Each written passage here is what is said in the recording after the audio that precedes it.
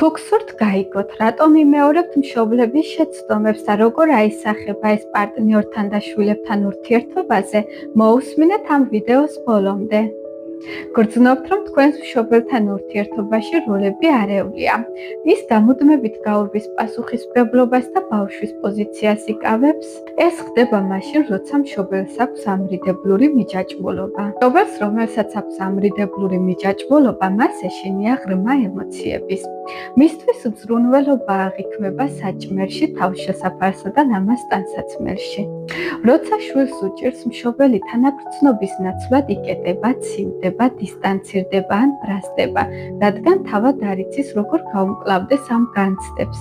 ის აშენებს კედელს და გეუბნებათ, რომ აზვიადებ, არაფერია ან უბრალოდ იგნორს გიკეთებთ. ეს გაიძულებთ ბავშვობაში დაიჯეროთ, რომ თქვენი განცდები არავის აინტერესებს. უფრო მეტიც, ასეთი მშობელი ხშირად თავად დგება ბავშვის პოზიციაში. ის შვილს იყენებს როგორც საკუთარ თერაპევტს ან დამცველს. თუ სიტუაციებში მშობელი წუწუნებს, იბუტება, დისტანცირდება ან ავად არის, ქვეცნობიერად შვილისგან ითხოვს, შენ მომიარე, შენ დამამშვიდე. შედეგად ბავშვს არ ეძლევა უფლება, იყოს უბრალოდ ბავშვი.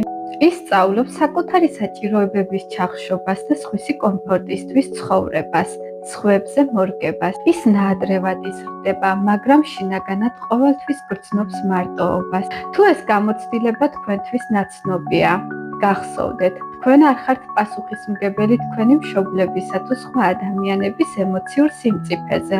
თქვენი მთავარი მოვალეობა ახლა საკუთარ თავზე ზრუნვაა.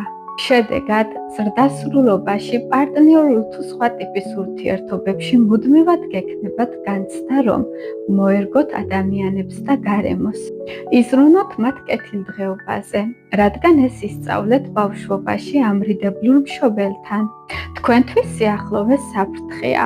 გეშინიათ საკუთარი საჭიროებების გაშღერების ან ვინმეზე დამოკიდებულების, რადგან ბავშვობაში მიგახვედრეს, რომ თქვენი აზრი და მთლიანობა უაზრობა იყო.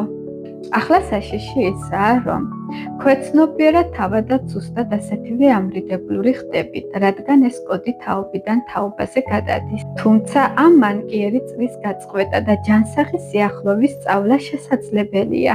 ამ დროს მთავარია ჩამოიხსნათ თერაპევტის როლი და დააწესოთ მყარი საზღვრები.